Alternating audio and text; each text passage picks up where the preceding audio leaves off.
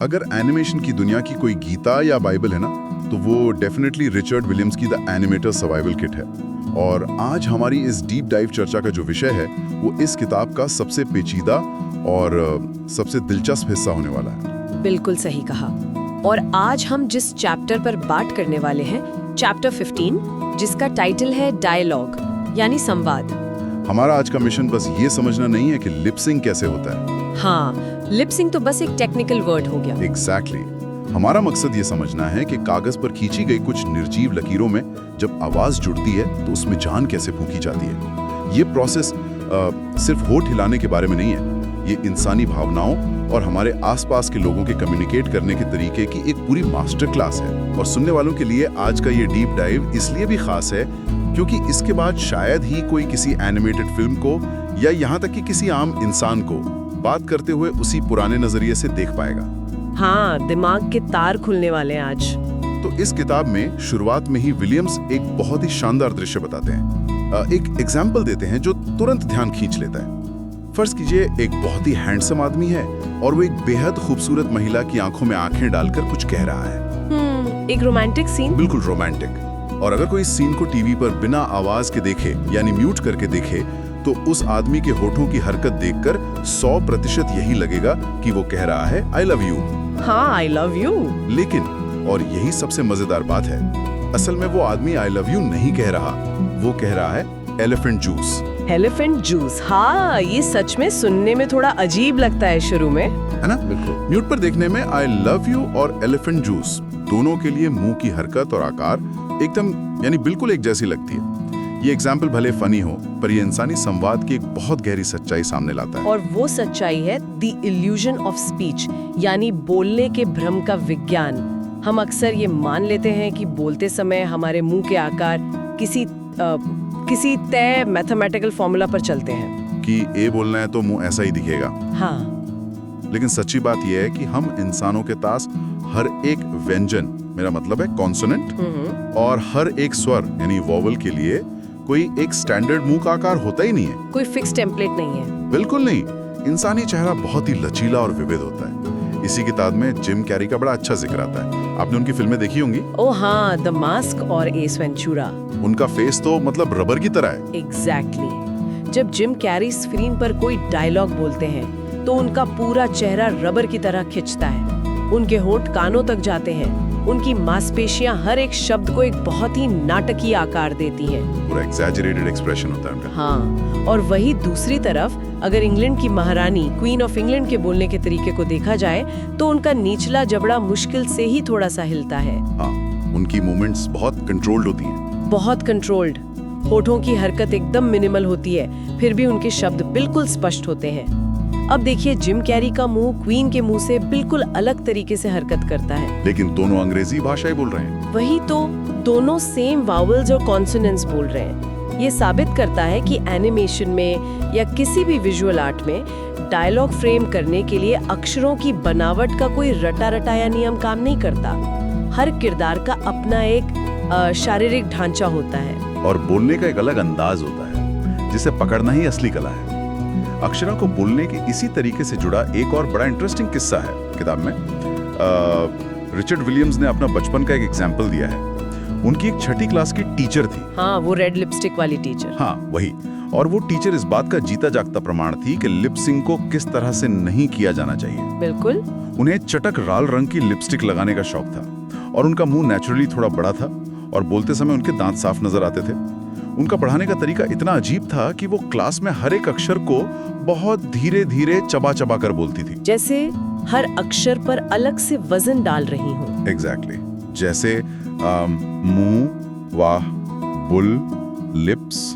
वो चाहती थी कि होठों की हर एक हरकत अलग अलग दिखाई दे। अब बताइए, अगर कोई ऐसे बात करे तो कैसा लगेगा? लगेगा जैसे कोई रोबोट या टाइपराइटर एक एक बटन दबाकर शब्द निकाल रहा है। हाँ, असल जिंदगी में आम बातचीत के दौरान लोग मशीन गन की तरह हर एक अक्षर पर अलग से प्रहार नहीं करते। और इसी टीचर के एग्जाम्पल से एनिमेशन का एक बहुत बड़ा सिद्धांत निकल कर आता है जिसे फ्रेजिंग कहते हैं। फ्रेजिंग, हाँ, ये म्यूजिक से जुड़ा हुआ टर्म लगता है। सही पकड़ा आपने। आम बातचीत में हम कभी भी शब्दों या अक्षरों को अलग अलग डिब्बों में रखकर नहीं बोलते। हमारा बोलना किसी म्यूजिकल इंस्ट्रूमेंट की तरह है। जैसे कोई बांसुरी या वायलिन बजाता है तो वो हर एक सुर को तोड़कर नहीं बजाता। हाँ, एक सुर दूसरे सुर में मर्ज हो जाता है। बिल्कुल, एक सुर दूसरे में स्मूथली घुल मिल जाता है और म्यूजिक में इसे ही फ्रेज कहते हैं। ठीक वैसे ही बोलते समय हमारे शब्द और अक्षर एक दूसरे में स्मज हो जाते हैं। स्मज हो जाते हैं यानी मिक्स हो जाते हैं। हाँ, इसलिए स्क्रीन पर किसी किरदार को बोलते हुए दिखाते समय लेटर्स पर फोकस करना एक बहुत बड़ी भूल है।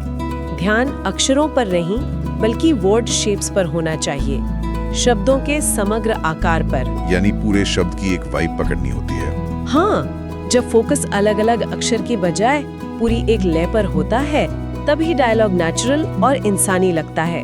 और इन वर्ड शेप्स और फ्रेजिंग को स्क्रीन पर सही उतारने के लिए इंसानी एनाटॉमी यानी शरीर रचना का ज्ञान होना बहुत जरूरी है। विलियम्स ने विंसेंट प्राइस का शानदार विश्लेषण किया है इस किताब में। विंसेंट प्राइस, लेजेंडरी एक्टर, उनका चेहरा विजुअल आर्टिस्ट्स के लिए किसी खजाने से कम नहीं था। बिल्कुल, उनका चेहरा इतना मोबाइल और लचीला था कि नाटकीय डायलॉग बोलते समय कभी उनके सिर्फ ऊपर के दांत दिखते थे तो कभी अचानक सिर्फ नीचे के दांत। हाँ, उनकी फेशियल एक्सप्रेशंस बहुत डायनामिक थीं। और उनकी सबसे बड़ी खूबी ये थी कि वो अपने डायलॉग्स को बहुत खींचकर और फैलाकर बोलते थे। हर एक साउंड, हर एक पॉप और क्रैकल को उभरने का पूरा टाइम मिलता था। और इससे एनिमेटर्स का काम कितना आसान हो जाता था ना। उन्हें हर शब्द की गहराई रजिस्टर करने का टाइम मिल जाता था स्क्रीन पर। बिल्कुल, इससे हम लिप सिंक के कुछ बहुत ही कड़े साइंटिफिक नियमों पर आते हैं, जैसे बंद मुंह वाले व्यंजनों का नियम। हाँ, क्लोज्ड माउथ कॉन्सोनेंट्स। अंग्रेजी भाषा में B, M, P, F, T और वी जैसे कॉन्सोनेंट्स बहुत खास होते हैं, क्योंकि इनमें होठ या तो पूरी तरह आपस में मिलते हैं या होठ और दांत टकराते हैं। एग्जैक्टली। अब सोचिए, फिल्म चल रही है 24 फ्रेम प्रति सेकंड की स्पीड से। इंसानी आंख और दिमाग विजुअल्स को बहुत तेजी से प्रोसेस करते हैं। ऐसे में अगर स्क्रीन पर बंद मुंह वाला कोई कॉन्सोनेंट दिखाना है तो उस आकार को कम से कम 2 फ्रेम्स तक स्क्रीन पर होल्ड करना ही पड़ता है। 2 फ्रेम यानी 1 सेकंड का 12वां हिस्सा। हाँ, अगर इन बंद होठों को 2 फ्रेम से कम टाइम के लिए दिखाया तो वो इतनी तेजी से गुजर जाएगा कि देखने वाले के दिमाग में वो शेप रजिस्टर ही नहीं होगा। लगेगा जैसे कोई ग्लिच आ गया है। बिल्कुल, लेकिन यहाँ एक टेक्निकल चैलेंज भी आता है। हाँ, वही मैं सोच रहा था। मान लीजिए कि साउंड ट्रैक पर बी या एम की आवाज सिर्फ 1 फ्रेम तक ही सीमित है, पर नियम कहता है कि होठ 2 फ्रेम तक बंद दिखने चाहिए। तो ऐसे में क्या होगा? यही तो एनिमेटर का असली टेस्ट होता है। ऐसे में उन्हें पुराने साउंड से 1 फ्रेम चुराना पड़ता है, यानी स्टील करना पड़ता है। फ्रेम चुराना ये बहुत दिलचस्प कॉन्सेप्ट है। हाँ, इसका मतलब है कि आवाज आने से ठीक 1 फ्रेम पहले ही स्क्रीन पर किरदार के होंठ बंद कर देने होते हैं और अगले फ्रेम में जब आवाज बजती है तब भी होंठ बंद रहते हैं। इस तरह 12 फ्रेम पूरे हो जाते हैं और वो कॉन्सोनेंट ऑडियंस के दिमाग में परफेक्टली रजिस्टर हो जाता है। गजब। और एनाटॉमी के विज्ञान में एक और बड़ा बेसिक लेकिन बहुत इंपॉर्टेंट नियम है जो सीधे हमारी खोपड़ी यानी स्कल के ढांचे से जुड़ा है। नियम ये है कि हमारे ऊपर के दांत कभी भी अपनी जगह से नहीं हिलते। हाँ, द स्कल रोल।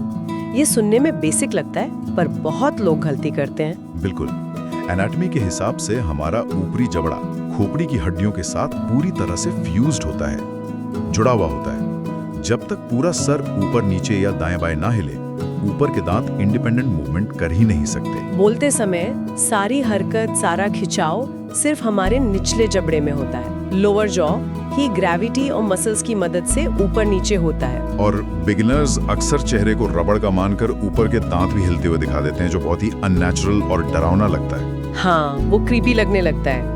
और इसी खोपड़ी के नियम के साथ साथ एक टंग रूल भी है, यानी जीभ का नियम। जीभ हमारे मुंह की सबसे तेज और फुर्तीली मांसपेशियों में से एक है। बिल्कुल, बोलते समय जीभ की स्पीड इतनी ज्यादा होती है कि वो या तो किसी आवाज को बनाने के लिए ऊपर तालू से चिपकी होती है या फिर तुरंत नीचे आ जाती है। विलियम समझाते हैं कि जीभ को कभी भी हवा में तैरते हुए या इन बिटवीन पोजीशन में नहीं दिखाना चाहिए। इसका कोई एग्जांपल? जैसे लंच, LUNCH। जब L बोलते हैं तो जीभ ऊपर दांतों के पीछे होती है और अगले ही पल जब UNCH की आवाज आती है तो जीभ सीधे नीचे आ जाती है। यानी उसे बीच रास्ते में धीरे धीरे नीचे आते हुए नहीं दिखा सकते।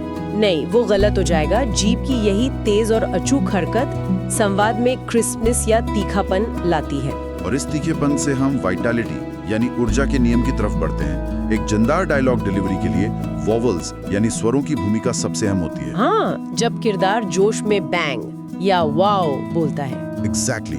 और ऐसी जगह पर उस वॉवल के आकार पर सीधे पॉप करना जरूरी होता है। ध्यान देने वाली बात है कि जब कोई जोर से वाओ बोलता है तो वो धीरे धीरे मुंह नहीं खोलता है। हाँ, वो एक ही झटके में मुंह सबसे बड़े आकार तक ले जाता है। बिल्कुल। और इस झटके को दिखाने के लिए होठों को सीधे उस बड़े आकार पर हिट करना होता है, चेहरे के निचले हिस्से को स्ट्रेच और कंप्रेस करके। अगर मुंह धीरे खुलेगा तो डायलॉग की सारी ऊर्जा खत्म हो जाएगी और वो बहुत सुस्त लगेगा। और इस ऊर्जा को बनाए रखने के लिए सिंप्लीफिकेशन यानी सरलीकरण बहुत जरूरी है। हर एक ध्वनि की नकल करने की बजाय शब्दों की फीलिंग को पकड़ना चाहिए। विलियम्स इसके लिए फॉर्चून शब्द का एग्जाम्पल देते हैं। हाँ, फॉर्चून में टेक्निकल तौर पर कई साउंड्स हैं, पर स्क्रीन पर इसको सिर्फ 2 मजबूत पोजीशंस में समेटा जा सकता है, FOR और चून। बस ये 2 आकार पूरे शब्द की फीलिंग समझाने के लिए काफी है। वही हेलो को ELO किया जा सकता है। और मेमोरी को मेम और रेज की तरह 3 बार बड़ा मुंह खोलने की जरूरत नहीं है। इसे स्मूथ फ्लूइड मूवमेंट्स में दिखाना चाहिए। अगर साउंड ट्रैक का लिटरल ट्रांसलेशन किया तो किरदार अजीब लगेगा बस मुंह फड़फड़ा रहा है बिना किसी कंट्रोल के। अब सरलीकरण के बाद एक बहुत पुरानी टेक्निकल बहस आती है इस किताब में, पिक्चर और साउंड सिंक का मुद्दा। हाँ, the tyranny of 2 frames ahead. ये दशकों तक एनिमेशन स्टूडियोज में चलता रहा। ये मान लिया गया था कि पिक्चर को साउंड से हमेशा 2 फ्रेम आगे रखना चाहिए, यानी आवाज बजने से 2 फ्रेम पहले मुंह हिलना शुरू हो जाए। लेकिन इसका रिजल्ट बड़ा मैकेनिकल होता था। तो सही तरीका क्या है? विलियम्स इस बात को क्लियर करते हैं कि सबसे प्रामाणिक तरीका है लेवल सिंक। लेवल सिंक यानी जिस फ्रेम पर आवाज आई उसी फ्रेम पर मुंह का आकार होना चाहिए। बिल्कुल। अगर छठे फ्रेम पर M की ध्वनि है तो चित्र में भी M का बंद मुंह छठे फ्रेम पर ही होना चाहिए। ये मैथमेटिकली 100% परफेक्ट है। हाँ, शुरुआत हमेशा लेवल सिंक से ही करनी चाहिए। कभी किसी भारी आवाज के लिए 1 फ्रेम आगे खिसकाया जा सकता है वजन लाने के लिए, पर आंख मूंद कर 2 फ्रेम का रूल थोपना गलत है। और इस टेक्निकल साइंस से आगे बढ़कर हम एक्टिंग और साइकोलॉजी के हिस्से में आते हैं, एक्सेंट्स और बॉडी एटीट्यूड। ये मेरा सबसे फेवरेट हिस्सा है किताब का। हाँ, पुराने मास्टर्स ने ऑब्जर्व किया था कि जब कोई इंसान बात करते हुए जोर देता है तो मुंह से आवाज निकलने से पहले ही उसका शरीर भावना व्यक्त कर देता है। यानी शरीर की कोई भी तीव्र हरकत जिसे एक्सेंट कहते हैं वो आवाज से 3 या 4 फ्रेम पहले आनी चाहिए। बिल्कुल। अगर गुस्से में कुछ कहना है तो सिर 4 फ्रेम पहले ही झटके से हिलेगा और फिर मुंह से आवाज निकलेगी। बॉडी आवाज से आगे चलती है। इसके लिए किताब में एक बड़ा खूबसूरत एग्जाम्पल है। एक महिला का डायलॉग है, I'll slip into something cooler। हाँ, इसका मेन एक्सेंट कूलर शब्द पर है। और जब वो किरदार कूलर के कू स्वर पर पहुंचती है तो उससे 3-4 फ्रेम पहले ही उसके कंधे नीचे जाते हैं और सर एक खास अंदाज में झटकता है। ये फिजिकल मूवमेंट कूलों की आवाज से पहले ही सारी कहानी बता देती है। अगर सब कुछ एक ही फ्रेम पर एक साथ हो तो वो इंसान नहीं, रोबोट लगेगा। चेहरे और शरीर के हाव भाव हमारे शब्दों से ज्यादा असरदार होते हैं। पूरा शरीर एक ही विचार, एक ही थॉट की तरफ इशारा करता हुआ होना चाहिए। और इसी तालमेल में लिप सिंक का सबसे बड़ा रहस्य छुपा है। The secret. The secret. इस पर तो पूरी एक चर्चा बनती है। ये सीक्रेट जुड़ा है डिज्नी के लेजेंडरी एनिमेटर मिल्ट कार्ल और मपेट्स के जनक जिम हेंसन की बातचीत से। विलियम्स ने जब मिल्ट कार्ल से लिप सिंक का असली रहस्य पूछा तो उन्होंने मिल्ट ने कर्मिट द फ्रॉग जो एक मपेट है उसका एग्जाम्पल दिया। एक मपेट जो बस कपड़े और जुराब यानी सॉक से बनता है। हाँ, उसके पास न होठ हैं, न दांत, न मांसपेशियां, फिर भी वो स्क्रीन पर इंसानों से भी ज्यादा जीवंत और रियल लगता है। और एक जुराब के इतने रियल लगने का क्या रहस्य था? रहस्य था progress the action as you speak, यानी बोलते समय अपने एक्शन को आगे बढ़ाएं। सिर्फ एक जगह खड़े होकर होठ मत हिला। बिल्कुल, किरदार फिजिकली कहीं जा रहा होना चाहिए। मिल्ट कार्ल ने song of the south film की एक लोमड़ी और खरगोश का एग्जाम्पल दिया था। लोमड़ी डायलॉग बोलते हुए खरगोश की तरफ बढ़ती है, उस पर हावी होने की कोशिश करती है। हाँ, उसके शरीर का वजन एक दिशा में प्रोग्रेस कर रहा होता है। Go somewhere anywhere as you speak, यही वो मंत्र है जो डायलॉग को जिंदा करता है। जिम हेंसन के मपेट्स इसलिए वर्क करते हैं क्योंकि उनका पूरा ढांचा डायलॉग के साथ आगे या पीछे मूव करता है। अगर किरदार एक जगह स्थिर खड़ा है और बस होंठ हिल रहे हैं तो एनिमेशन की भाषा में वो किरदार मरा हुआ है। लिप सिंक सिर से पैर तक पूरे शरीर का सिंक होता है। सही कहा। तो आज की इस पूरी चर्चा को अगर समेटा जाए तो ये साफ है कि कागज पर होठों के आकार बनाना लिप सिंक नहीं है। ये इस बात को समझने की प्रक्रिया है कि साउंड भौतिक दुनिया में कैसे बिहेव करते हैं और इंसानी शरीर उन आवाजों पर कैसे रिएक्ट करता है, कैसे हमारी भावनाएं एक दूसरे तक पहुंचती हैं। जी, रिचर्ड विलियम्स का ये चैप्टर सिर्फ एनिमेशन स्टूडेंट्स के लिए नहीं है।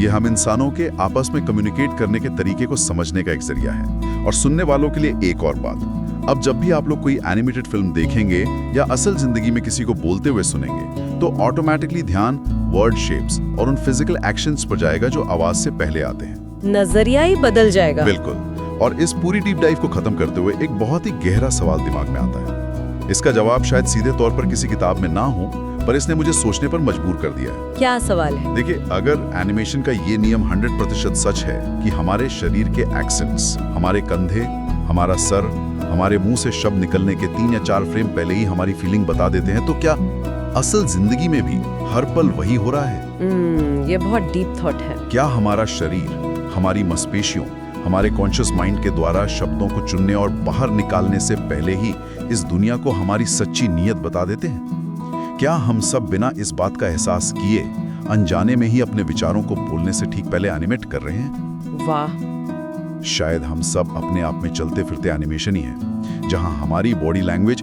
हमेशा शब्दों से 3 फ्रेम आगे चल रही है और दुनिया को सच बता रही है। सुनने वालों के लिए इस पर अकेले में बैठकर सोचना बहुत इंटरेस्टिंग होगा। बिल्कुल।